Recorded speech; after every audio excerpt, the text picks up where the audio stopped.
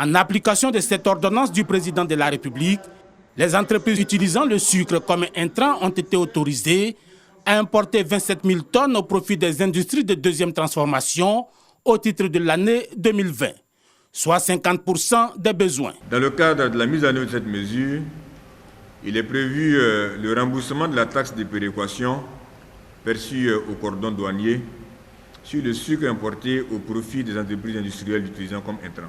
Le coût de cette mesure pour les 27 000 tonnes de sucre est estimé à 2,1 milliards de francs CFA. Il s'agissait de garantir la compétitivité des produits manufacturés localement à base de sucre par rapport aux produits similaires importés. Cette loi est censée faciliter la réalisation de leurs activités, mais aussi leur expansion.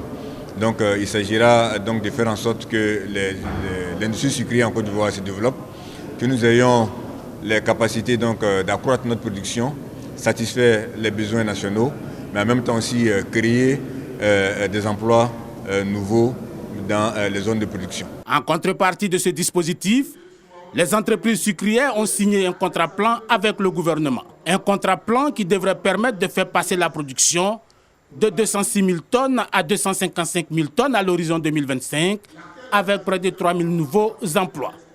Le tout pour un investissement de 151 milliards de francs CFA.